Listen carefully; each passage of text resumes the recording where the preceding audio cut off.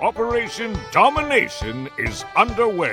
The ultimate game plan to dominate your NFL experience. With your hosts, Dan You gotta be confident about your Achilles when you Chase show up. Thornton, Yeah, I mean, I got him and Adam LaRue. Don't hope to be great and dominate. Well, all right. Welcome back into another edition of Operation Domination. Guys, it's week 14. I had said it yesterday, but we're 1 week away from the playoffs. I know everybody is in playoff mode now because everybody's in win, get in, or just die flat on your face and not make over that playoff threshold. I get it. Hit me up at DamnItterFF. I'll be glad to help you out. Download the Operation Domination Football Podcast. Go to our video content on the Fantasy Football Advice Network YouTube channel at FF Advice Net. I'm here for you. You know who else is here for you? Dr. Brian Scott of the Injured List Podcast. Brian, what's going on, man? What's up, Dan? How we doing? Getting over that tryptophan high or low, maybe we could call it? It's, man, we're down to the nitty gritty. And, you know, it's weird having this important of a fantasy football week when you're coming off of a holiday weekend, which screwed everyone. I know it screwed me up. It had to screw everybody else up. I live, breathe, and eat football, and I was still kind of like trying to get my bearings heading back into this week, getting back into routine. How was your Thanksgiving, by the way? My Thanksgiving was great. Indoors. I know you spent a lot of time outdoors at the Cleveland game. Yeah. Which is cool. But I spent a lot of time indoors, eating and catching up on some much-needed rest. I have to say this, Brian. I do want to give a shout-out to Cleveland in general, to the fans. Because I've been to a lot of 49ers games on the road. I live on the East Coast. As a visiting fan. Absolutely. So usually I'm a visiting fan. And I've been to Pittsburgh. I've been to Philly. I've been to New York. Somewhere else in there in between. I'm going to Indianapolis in a couple of weeks to see him on the Monday night game too. To this point, haven't been to Indy yet, but to this point, the Cleveland fans by far are the nicest fans that I've run into. Cool. Not even close. So I wanted to give a shout out there. It was actually a fun time watching the game in Cleveland. And now that the 49ers beat them, they're allowed to start winning games. I think you'll like Indy. I was there for the combine this year. I think you'll like it. I have a strong feeling about it too. Stadium's beautiful. Stadium's amazing. Going with Adam LaRue, by the way, co-host here. Nice. Oh, the stadium's unbelievable, dude. And it's a cool little city. Lots to do. You'll enjoy it. Oh, I can't wait. And he's a Colts fan, so we're gonna enjoy it. All right, so let's get into these injury inquiries because we got a lot to talk about here. As everybody, these are part of your start-sit decision. So Justin Herbert, this is the big one that we knew about the whole time, right? Those whole weeks so far. He's getting surgery on his non-throwing hand. I think he got a plate and a couple of screws, and yet somehow this guy seems like he's gonna find a way to play on Monday. Is that what you believe? I mean, it looks like it. He was at practice already today, taking snaps under center, taking shotguns, and he looked fine. He was handling the ball quite well. So here's the difference between an injury like this and one like Aaron Rodgers, whose wrist was involved. With splinting the hand, depending on where the fracture was, in some cases, you can actually get away with not having to immobilize the wrist as well. So you got wrist motion there.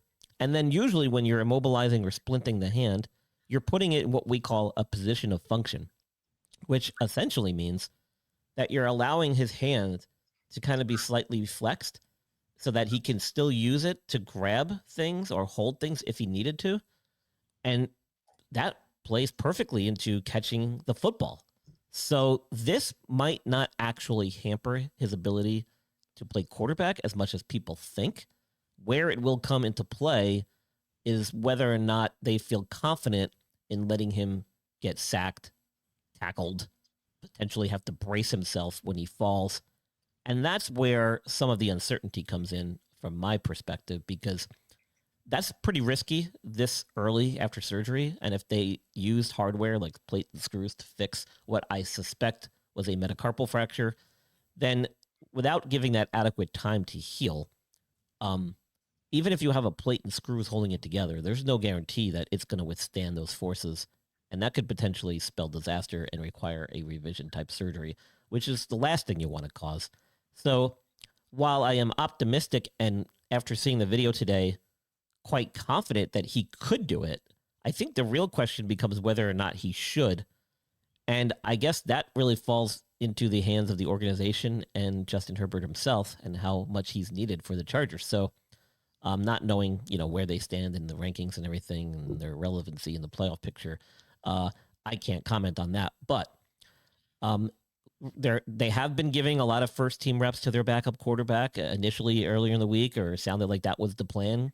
But after seeing today's video of him, I'm kind of now on the fence, 50-50 about whether he actually plays.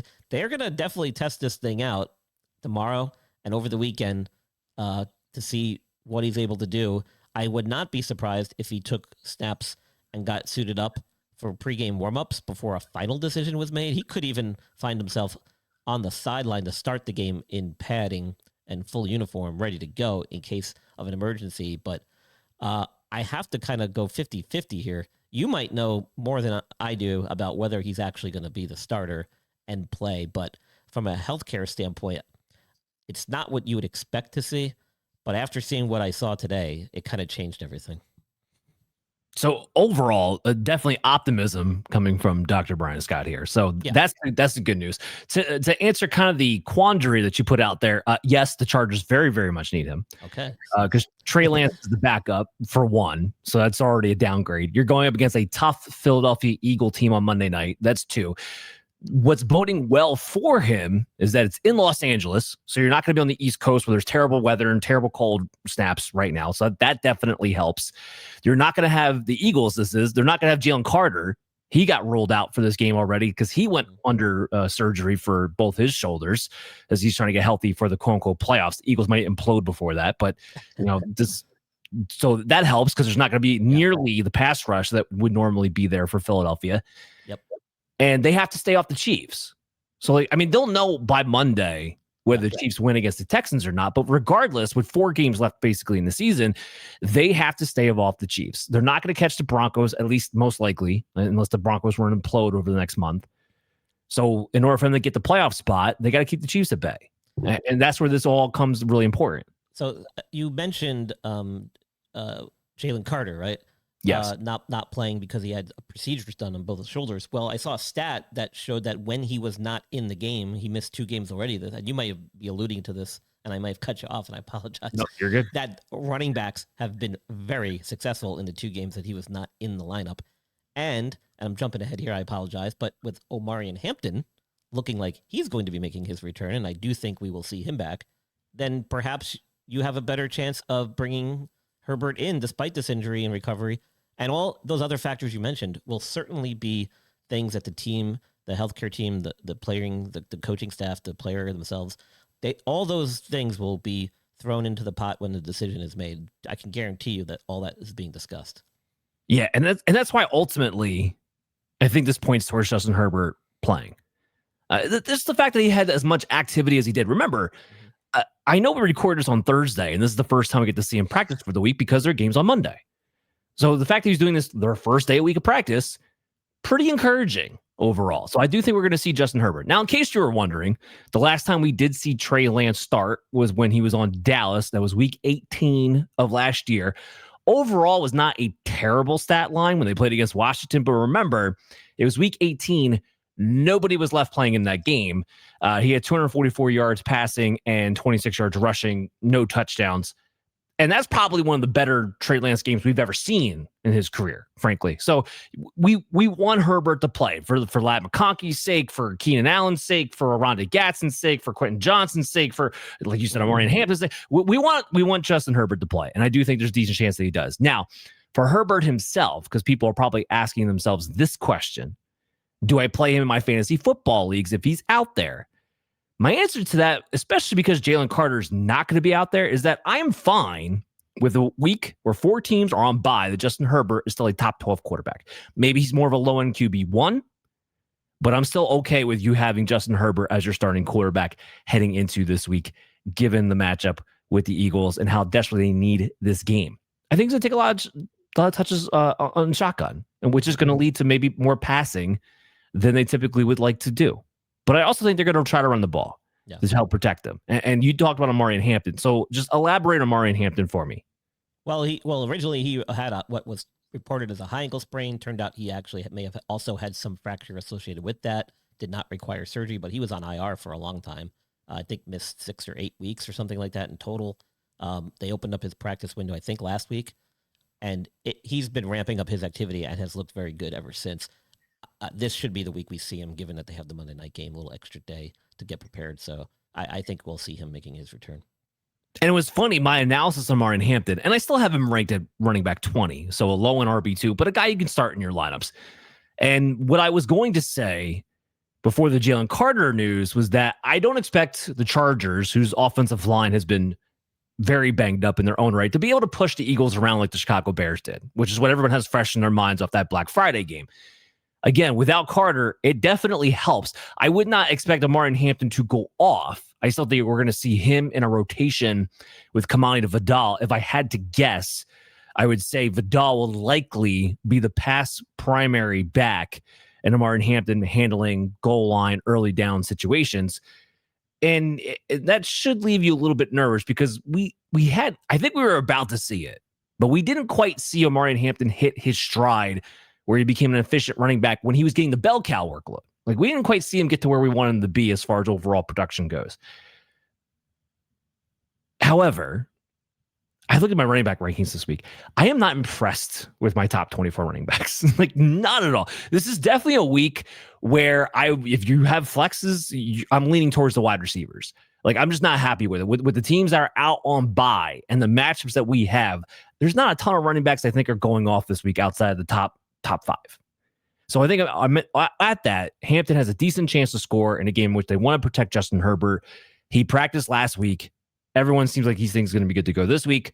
I think you can play him as a top 24 type running back. All right, so let's talk about another quarterback, Jayden Daniels, elbow injury. We've been following this for a while. What's the update that you have so far this week? Yeah, I think we're going to see him back. You know, they were saying the last few weeks that they were leaning toward a week 14 return, and I think that bodes well. He's had some time to recover, again, with an elbow dislocation to the non-throwing arm. Not as big a deal as if it was his throwing elbow. Not, upper extremity injury, not quite as significant as a lower body injury. As nasty as it looked, a lot of times these can be managed non-surgically and don't cause any long-term issues. So all those things kind of factoring into the equation. And then again, this was another guy we saw some video of practicing today. He was in a non-contact jersey and wasn't really doing much. But the fact that he's feeling better and able to do a lot of stuff, even without a brace on, when I saw the video today, is moving in a positive direction. And I think he could play with this. He might end up playing with some sort of protective brace on, but it's really not going to affect anything around his game. So I think if he does get out there, I think you're going to see what you would expect to see from a healthy Jayden Daniels, despite this elbow issue. Well, there you go. He practiced in full today. So yeah. I'm with you. I thought it was going to be one more week. I did. I don't know why. I just thought it was going to be one more week. He looks like he's going to be good to go. Yeah, I think a lot of people were vying for him not to even come back at all when it first happened. And, before knowing the full extent of the damage or injury to him, that's also realistic and not unexpected, outlook. But now that, he's had the MRI, there was no major structural damage. He seems to be healing well. This is a young quarterback that needs reps. And if he can do it and do it safely, which I think that's why I think he'll be in a brace, I think we'll see him. Yeah, I'm with you 100% because, like I said, he practiced in full. And the one thing going on right now with the Commanders is while this is a lost season, they can't make the playoffs. But while this is a lost season, Dan Quinn's coaching for his job to at least some degree. And I know that because he had to take over the defensive play calling. Like, you don't make that move unless you're feeling a little heat because your team's just underperforming. And they've underperformed all season long. And since he's taken over the defensive play calling, there has been an improvement. Not a significant improvement, but there has been an improvement amongst what's been going on with Washington. They almost just upset the Denver Broncos with Marcus Mariota as the quarterback. So let's take into consideration here. The elbow doesn't affect his legs. It doesn't affect his throwing. And Mariota had been the QB8 over the last 4 games without Jayden Daniels. So if Daniels can kind of just step in and do some of the things that Marcus Mariota was doing, well, now all of a sudden you might have a top 10 quarterback back on your hands if you've held him on IR this entire time, whatever the case may be.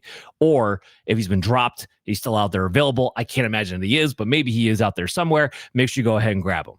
Dan, this might put it in a little bit better perspective for you and your viewers. So let's just consider all things equal, right?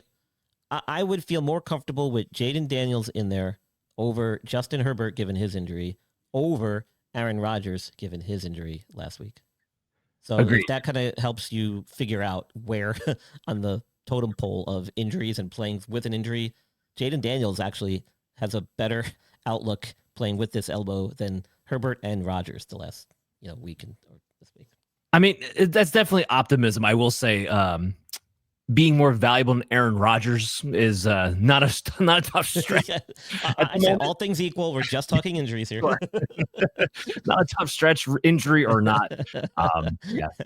So, but I will. Here's one for you because it's the next thing we're going to talk about. Yeah. I would play Jayden Daniels over Lamar Jackson. Yeah, he's not looked right, man. He just hasn't looked right for several weeks now. A lot of people are pointing back to an old hamstring injury that he kind of tweaked, I think, maybe during practice. We never really saw what happened in the game. It kind of came out of nowhere the week that they reported. I think that was like over 2 weeks ago already now. And then they said something about an ankle issue last week. It's always been something that seems like each week for the last several weeks. And maybe they're just trying to give some excuses and trying to throw everybody off as to what the real problem is. But it all kind of goes back to that hamstring tweak or whatever he had 1 week during practice. He's never quite looked right since then. No, he hasn't. And this week's a little bit different because he came out and practiced in a limited capacity on Wednesday, but then on Thursday didn't practice at all. And that's a different pattern than what we've seen most of these weeks. It is. It may have been just because of how he responded to what he did yesterday. Again, veteran quarterback late in the year. Practice doesn't necessarily mean much at this stage. It's really more about watching film, getting on board with the play calling and the plan. Being able to execute really just comes down to game day. So that doesn't necessarily concern me as much. But I think when you look at the whole picture and the fact that he's been struggling the last few weeks, it just hasn't looked the same, then that should raise a red flag for sure heading into this weekend. And believe me, I'm paying close attention because he's one of the main characters on my successful team this year that I'm kind of vying for a championship here. I'm in third place and I've got him at the helm. It's a 2 quarterback, league, but he was my main guy early in the year and he's definitely fallen off. So I'm paying close attention. But yeah, you're absolutely right. I mean, something to keep an eye on heading into game day. That's for sure. Well, in a 2 quarterback league, you can still play him, I guess. But I have no choice. My backups are not going to cut it. There's nobody left. Yeah, no, I hear you. You got to play with what you got, and that's kind of what people are looking at, even in 1 quarterback leagues right now. And here's the problem. The note I have for you guys that look over the last 4 games, he's been the quarterback 31. Lamar Jackson's been the quarterback. It's been brutal. He has been in the single digits 3 of those 4 games. Like it's been god awful. Like to the point, I almost rather have J.J. McCarthy. Like that's the level we're kind of talking about here. Where Lamar Jackson just could put it in perspective. He is well outside my top 12 this week. So for you guys out there who have these 1 quarterback leagues and you have a win and get in situation, I'm not trusting Lamar Jackson because the one thing he's really been struggling with, not besides just not looking right, is as a result of not being Lamar Jackson, not being himself, he's getting tracked down by linebackers. And the Steelers, they're a mess, sure, but they still have the linebackers who are athletic here. I worry about Lamar doing much in this game, even though it is Pittsburgh on paper. It's not a bad matchup on paper. I think this is going to be an under, and this is going to just be an ugly game all the way around. And I don't really want to play Lamar Jackson if you're in a must-win situation. Speaking of J.J. McCarthy, next on my list, I was dealing with a concussion. What's your update there? I think we'll see him back early, or I should say late last week before the weekend game. They were saying that he was still not entirely symptom-free, but then after the debacle that was this last game for them, it sounds like things took a quick turnaround, and he's actually doing very well. I think he might have even been practicing in full starting this week. He cleared. He cleared earlier. Yeah, so he's a good to go. Not good to go for your fantasy lineups. So it was really funny. Everybody was losing their minds over Max Brosmer. And what's funny is that people actually had hope for Mac Brosmer going into the week, because that's how bad Jayden McCarthy's been. Or like, it's somebody different. Maybe there's hope. And I'm like, ooh, yeah, there's a reason why. And I talked about this last week, and I had him on my article on the Huddle about why I wanted to go over his passing prop. Like, there's a reason this was an undrafted quarterback who's a rookie. Like, there's a reason for it. But I did think it was funny, like outside of the Will Levis-esque play where he's going down to the ground and just throws it and winds up being with a pick six. It wasn't that much worse than J.J. McCarthy. I'm just saying, it wasn't that much worse overall at the end of the day with the production. What's killing people here is Justin Jefferson. Jefferson is a wide receiver 3 for me. He's in my wide receiver 3 tier. He's not my top 24. Even with 4 teams on bye, he's not in my top 24 this week. That's what we're looking at. It's a real shame. You can't trust anybody. We're going to talk about, I mean, we can go ahead into Aaron Jones because he's on the same team. He's got the shoulder issue. Outside the running backs, just because I know they're going to get touches, I don't trust anything on this fantasy football team. I don't want to play anybody in the playoffs or in a must-win situation here. But Aaron Jones, what do you got on him? Yeah, so, he was limited today in practice. He's dealing with the shoulder injury. Some reports were saying that it was an aggravation of an AC joint sprain that he had back in week 9. And that's what he injured after he kind of landed on that shoulder heavily in the third quarter, week 12 or whatever it was. So it sounds like he potentially aggravated an existing injury. Now, the status is still up in the air at this point, but sounds like he's going to be at least a questionable tag. Now, this is something he could play through theoretically. Really depends on how he feels and whether he thinks he can lower his shoulder and take a hit. And there are ways to protect that part of the shoulder with additional padding and whatnot under your shoulder pads. So if they need him, he probably, he could play through this. It really going to come down to how he feels and whether the team's willing to suit him up. Yeah, I feel like they're really pushing for him to play, just out of desperation. So a point's been getting brought up over the last few weeks that, well, Jordan Mason's been really efficient the last few weeks, and he has. Last 3 weeks, he's been, 7.5, 5.3, 7.8 yards per carry. Sure. This is what tells me that everybody in the fantasy football world has amnesia, because when Aaron Jones missed those games earlier in the year, outside of Cincinnati, and we all know now Cincinnati has like a historically bad run defense. Outside of Cincinnati, he only had one other game as a starter where he actually finished inside the top 20, getting all the work, getting all the touches. He wasn't very good. He wasn't very efficient because ultimately this is not a very good offense. And Jordan Mason, even when he's by himself, doesn't give you anything in the passing game. They brought in Xavier Scott to do that, or Xavier Scott, excuse me. So you want Aaron Jones to go in this, and if he does, he gets enough work between the rushing and the passing and the needing to protect the quarterback that you can play him as that low-end RB2, RB3 play. And that's the only thing that I trust in the Vikings to be remotely sniffing my lineup. So hopefully Aaron Jones is in fact good to go. If he's not, and it's Jordan Mason, then the same thing applies. The volume alone gives him in that RB2, RB3 range in this one. Sam Darnold, you got an update on his ankle issue? I don't think it's anything serious. I think we were talking about this earlier. He did practice in full today, so it sounds like might have just tweaked it.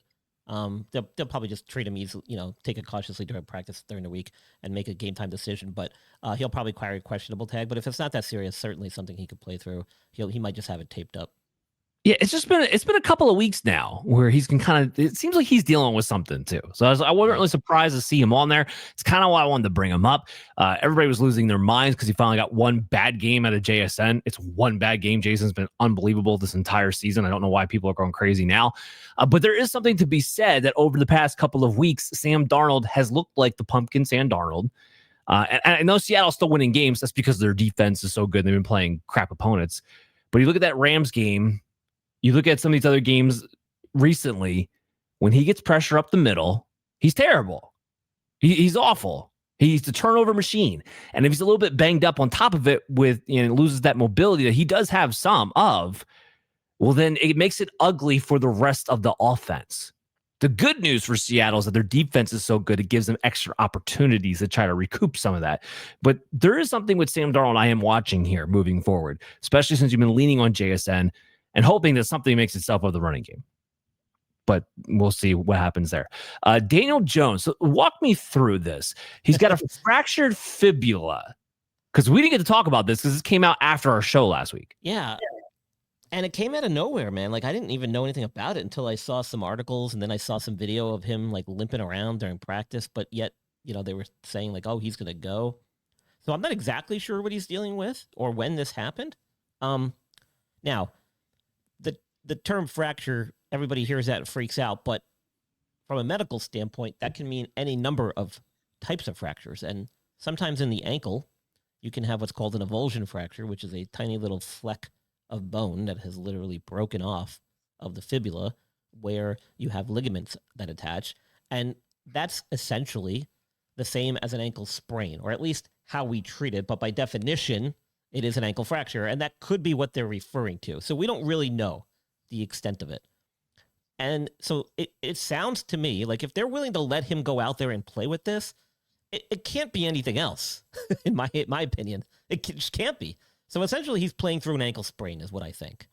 And in that case, if he's able to tough it out and he wants to do it and the team needs him, you can do it. I mean, it's going to hurt. You're going to get swollen. You're going to be sore. You're probably going to be limited in practice every day after that. And you're going to carry that tag with you until you have adequate time to recover, which may not be for a while, considering that they are vying for a top seed and playoff spot here. So, I don't think this is going to necessarily sit him out, but this will affect his performance. I mean, he's a guy that relies on his legs, and that hasn't changed for him despite his success in Indy. So, he's definitely not going to be as mobile. This is another situation where he might not have gotten caught by the defensive lineman or linebacker before. He probably will now. So that will, hamper his ability to scramble. Yeah, it was so weird. Everybody's like, what are you talking about? And he's still playing. So to your point, I'm glad medically you're able to clear that up. Like, look, this could just be a chip. Okay. So I mean, fine. I don't know what else it could be. They're letting him play through it. It's got, that's the only thing. Because there are the most common types of fibula fractures. The other ones, there's no way he would get cleared. And there's no way that a medical doctor would put his license behind letting him get out there like that. So it has to be. I can't think of anything else it could be. Okay. So essentially it's an ankle sprain, like you said. So that explains why he's playing through it. It's also very, very clear on Sunday that he was not 100% himself. Yeah, and he won't be. Very clear. Right. And if he continues to play through this, I think what we're getting out of Daniel Jones now, what we've gotten out of the last 4 weeks, in fact, is what he is the rest of the season, which is QB 18, averaging somewhere between 16 and 16.5 points per game.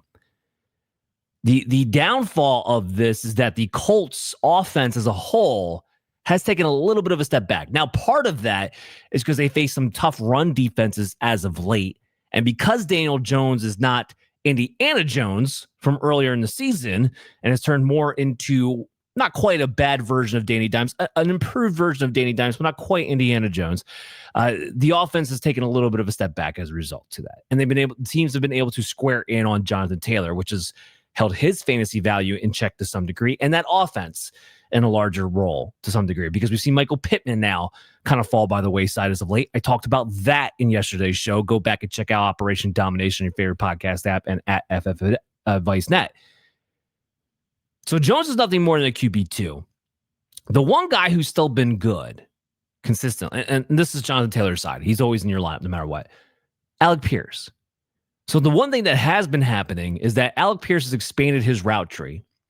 He's playing on the outside predominantly, but he's expanded his route tree off of play action. And because Jones can't really run, he is taking some shots to Alec Pierce further down the field. Alec Pierce, again, over 17 yards ADOT. So it has worked out to his benefit. But as far as Jones being a streamer, as far as the number one overall ceiling that you're getting out of Jonathan Taylor, I think you do have to temper expectations to some degree as you go into the fantasy football playoffs and rotate your lineup accordingly. All right, Brian, I'm going to have an aneurysm. I thought that we were not going to see Deshaun Watson this season. And his practice window got opened up. What is happening in Cleveland? Well, it's amazing what happens when you actually follow the protocol after your second Achilles surgery, rather than do what you did during the first one, which likely was not following the protocol, which led to a re-rupture. So now, we've heard of crazy stuff like this. I mean, Aaron Rodgers came back very quickly from his, so it's not unusual given the time frame. But It is surprising. I mean, like, why? You know, like it's Deshaun Watson. I mean, I know he's probably their best option, but still, do you risk it? Maybe they felt confident enough in his second repair that they could accelerate his program, even though it was a revision surgery. And that if that's the case, that he got lucky. But yeah, he's looked pretty good, actually. I've been kind of surprised. Some of the video clips I've seen, he actually looked pretty good. Didn't see a lot of muscle atrophy in that calf compared to the other calf from what I could tell. You know, of course, I'm going on video clips here, but he looked like he was moving pretty good. So he must have really buttoned down and, you know, stuck to the protocol this time, which if you do that, you can do very well with Achilles ruptures this day and age. It's just mind-blowing that he's coming back at all. Yeah. Now, I have a conspiracy theory as to why this is even potentially possible. And it's twofold. I mean, one is the practicality of the fact that they are paying him a buttload of money regardless. I'm sure that. So they're kind of like, hey, you know what? If we can medically clear you, get your butt out there because you're killing us in you know, bank-wise. Yeah. But two, my theory here is that they try to show, okay, Watson is healthy enough. Is there anybody out there willing to give us anything for this guy? Because we will take literally anything to anybody who wants to try out a quarterback. And guess what? He's healthy. So maybe you can give him a shot. Like, that's the only thing that makes any sense to me whatsoever. And if he starts a game this year, my head's going to hit the floor. I'm gonna tell you that right now. Actually. My head will hit the floor. Fantasy wise, this is very little reaction whatsoever, but it's just a crazy story we had to put out there. Yeah. So we talked about some of the running backs already. Let's talk about Trey Benson, where I'm getting the feeling this guy had a setback. I'm sure he probably did because we haven't seen him at all this week either. So and I think I reported on this. If I'm not mistaken, they've got to make a decision on him real soon. Next week, or he's done for the year. Yeah.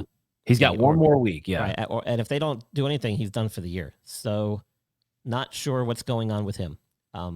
Like you said, he might have had a major setback, which is certainly possible. I think we said he had a, I forget exactly what his injury was, but it hasn't looked good from the get-go, man. And even when they first activated him on his 21-day window, which was November 19th, he didn't do anything for so long. Like, that's never a good sign.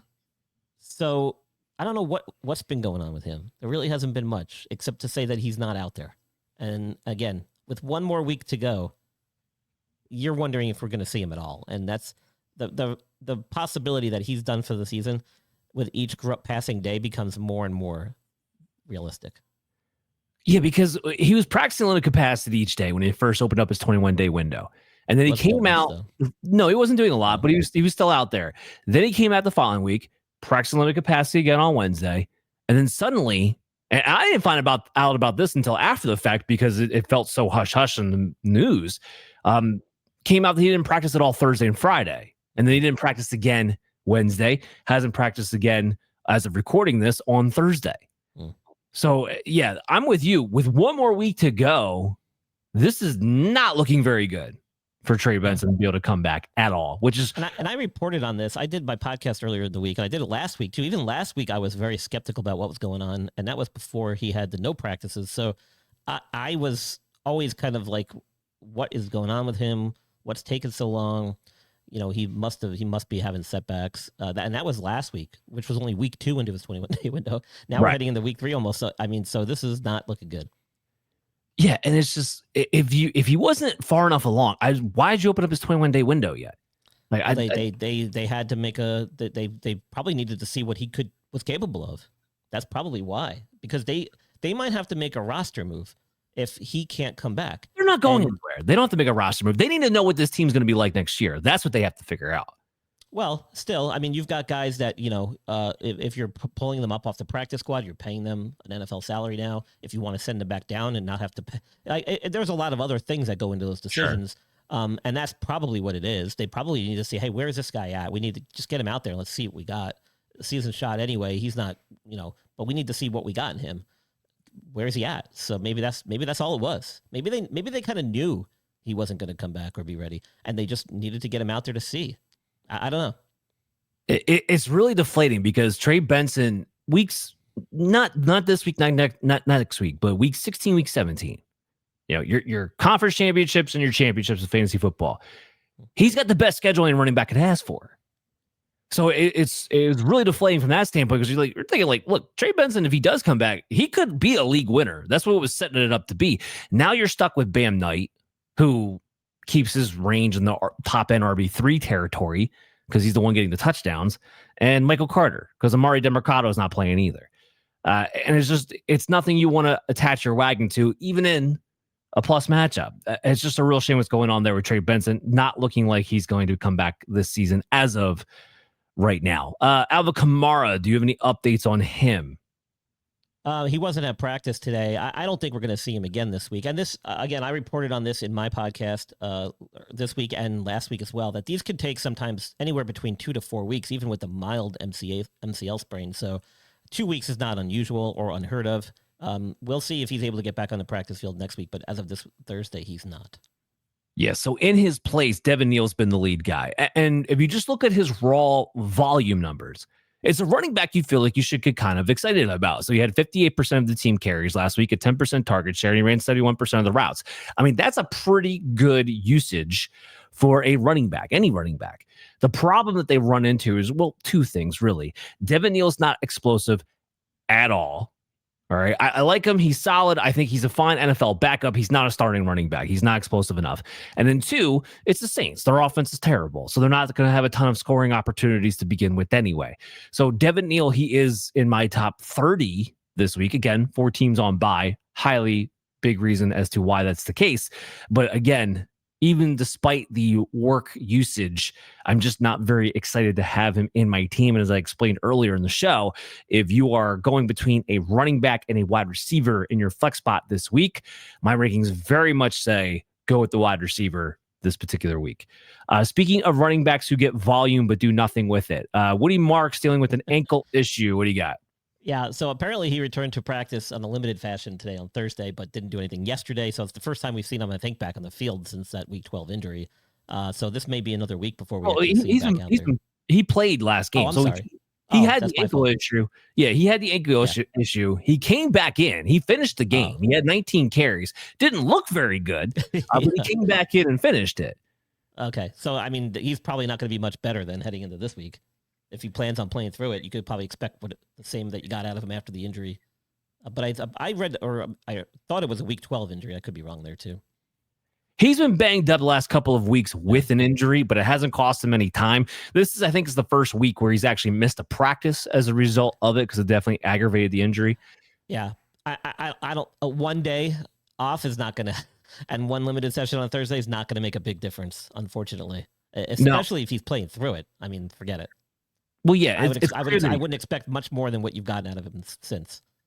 It's two things. I mean, Houston is also in a position where they're trying to get into a playoff spot, and he's definitely better than the ghost of Nick Chubb that they have in the backfield. But he's also himself is trying to play for next year. Like he's trying to give himself a chance to be significant in the rotation. I don't know that he will be because there's just no pop to his game, even when he is healthy. And then you got a matchup against Kansas City Chiefs, who are allowing the 7th fewest running back points per game anyway, and he's been the running back 37 the last 4 games, which is marks when he completely overtook Nick Chubb for the job.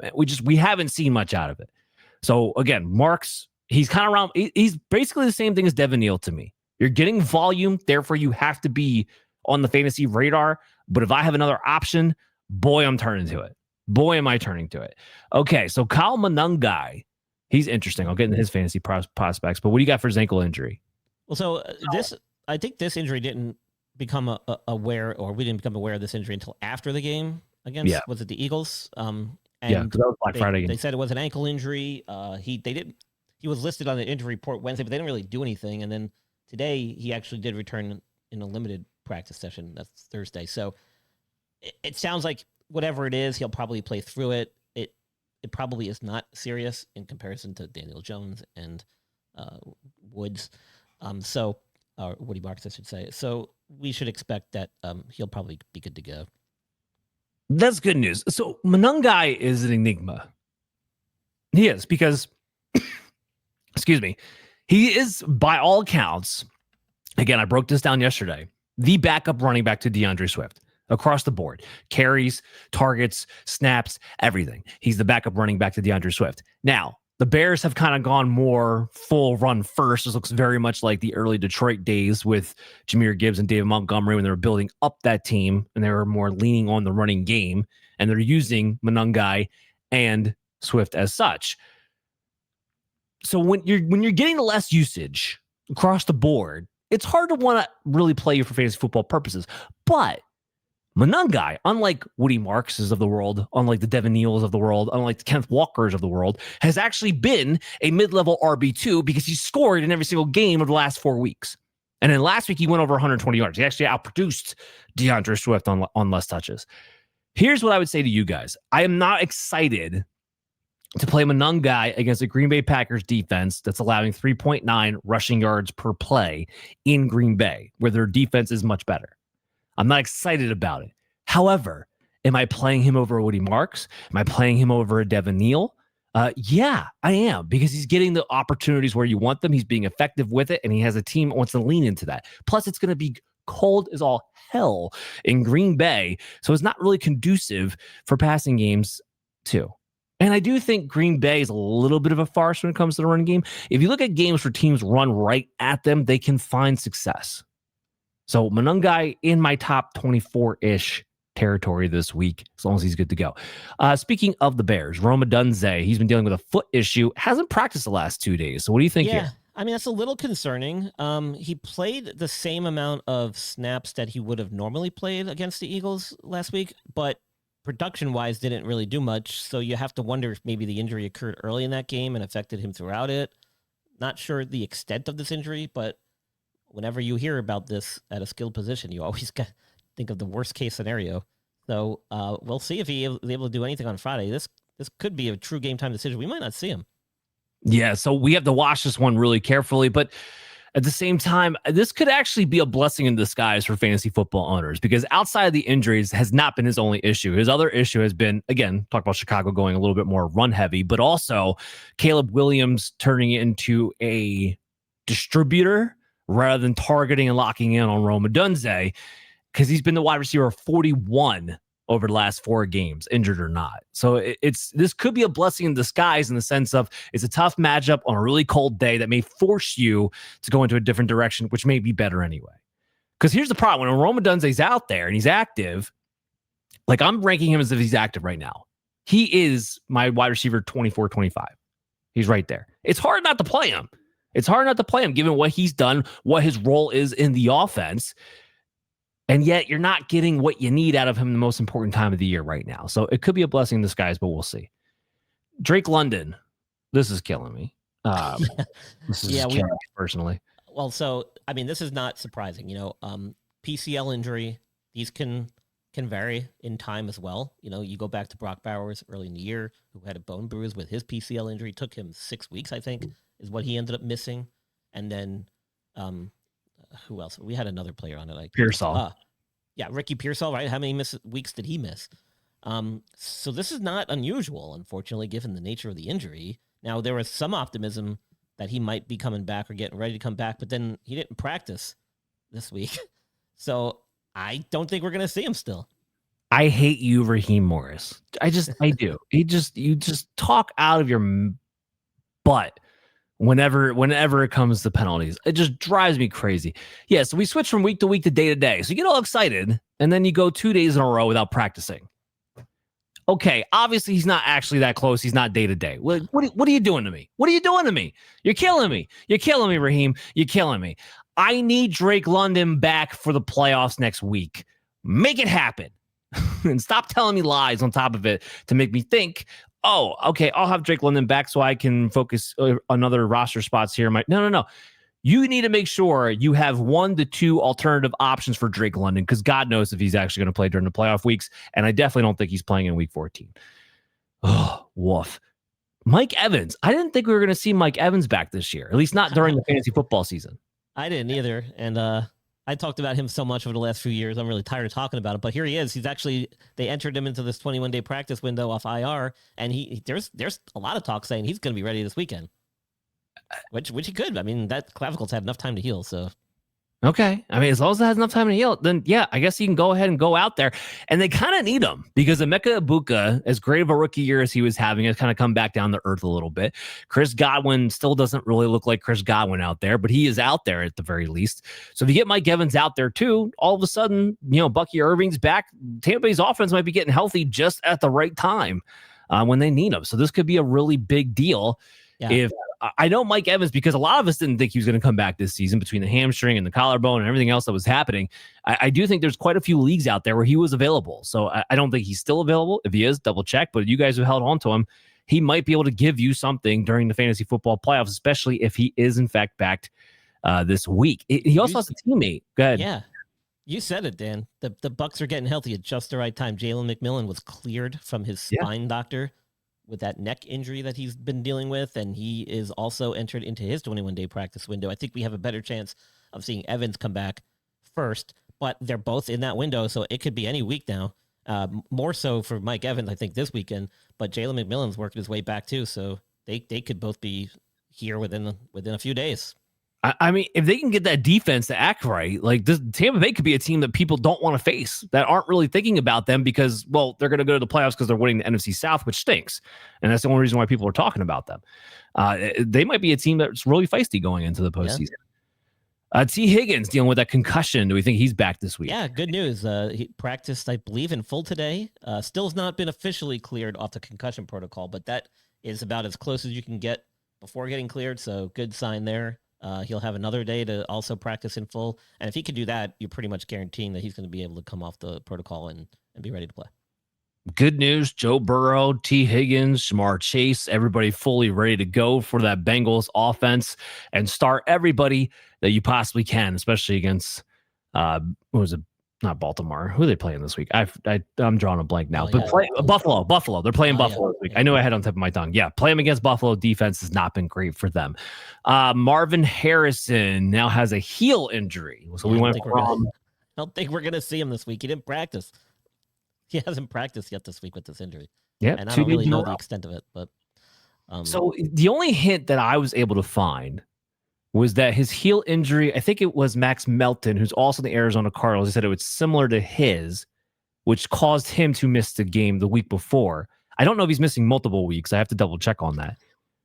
I don't think this is going to be a multi-week thing. I mean, there's only a few things in your heel that can really bother you enough at this stage of the season. But I still remember Keenan Allen missing like 6 weeks left of the season with a stupid heel injury. Keenan Allen is also, almost twice as old as Marvin Harrison Jr. So I'm still burned. At least in football years. Yeah, I'm still burned by that. What concerns me actually is the fact that he had just come back from, I think was that concussion his appendix, his appendectomy. He had his appendix removed and then had to deal with this. Plus, he had a concussion that he missed a few weeks for early in the year. I mean, he's been banged up all season, even though he was one of the guys I was really high on coming into the season. He looked buff. It looked like he spent a lot of time in a weight room in the offseason. He looked really good coming into the preseason. And then here we are, 14 weeks later, and the dude's missed quite a bit of time with various injuries. Yeah, so here's what I can tell you, though. And I'm with you, Brian. I don't think we're going to see Marvin Harrison this week. Guess what? Fire up Michael Wilson. The 2 games Marvin Harrison was out, he finished in the top 10 twice, once in the top 5. Like, clearly, Harrison's out. It's Wilson, Trey McBride on a team that's throwing the ball 40 to 50 times a game. I already talked about Jacoby Brissett yesterday. I'm willing to play him in every DFS lineup I possibly can because he's only $5,700. And he's got a stupid amount of volume, and he's been a top 5 quarterback since he's been the starter for Kyler Murray. So, yeah, fire him up. Fire up Michael Wilson. Definitely a key play for this week. Okay, Parker Washington dealing with a hip. What do you got here? Not much. I think it's a hip pointer, but he was limited in practice today, but missed yesterday. So he's trending in the right direction. This is, if it is a hip pointer, and that's what we suspected it was based on some of the reports and some of the comments by the staff, then, it's something he could play through. It really just comes down to comfort level. So I would pay attention closely to this one. It could be a game time decision. He'll probably carry a questionable tag unless he gets a full practice on Friday. Here's what I'm here to tell you guys. Parker Washington is irrelevant regardless. BTJ is back. Jacoby Myers is squarely the number one wide receiver already with Jacksonville, and Brenton Strange is back, who's already getting involved as well. There's no room for Parker Washington. This is not a pass-first offense here that we're talking about with everything else. So that's how that one breaks down. I want to skip to Josh Downs because he also has a hip issue. Is it the same thing, you think?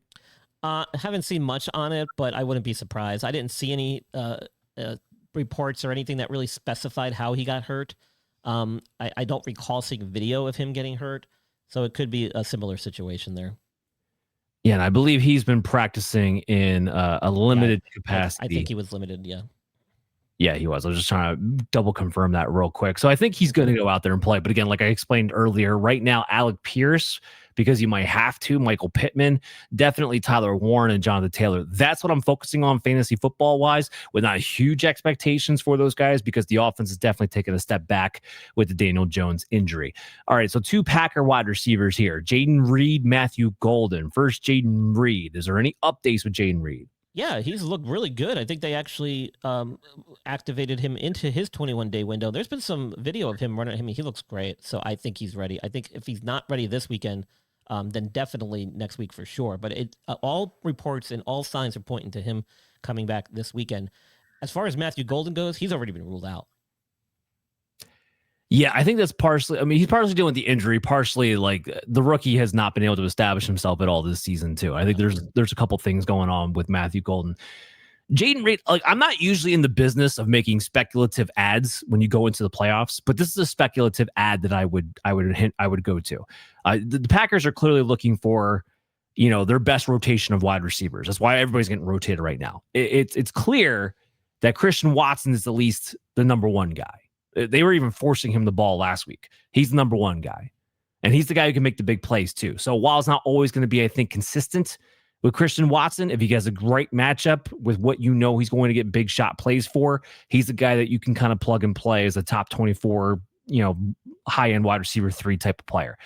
Jayden Reed coming in, he has a very specified role in this offense. No matter what's going on in the offense, no matter how good he is, he's a very specified, gadgety type of role, which can either pop or do absolutely nothing. Well, pretty much along the line of all the other Packer wide receivers to go with it anyway. So I would add Jayden Reed. I wouldn't play him right away, but there's a chance here we've seen Romeo Doubs get involved a little bit less and a little bit less. Devontavian Wicks, if you haven't been burned by him yet, I don't know, like you must have amnesia.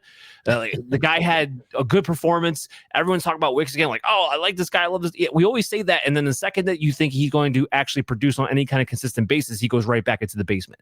It's the same pattern over and over again. Give it up on a Wicks already, especially if Jayden Reed comes on back. Wicks will probably go down to being the 4th or 5th man in the rotation to begin with. Well, one thing I forgot to mention, actually, so the team released rookie wide receiver Will Shepherd, and that was only for one reason, because either Reed or Golden was coming back. And it looks like Reed's the one coming back now that Golden's officially been ruled out. So he's more than 9% he'll be there this weekend.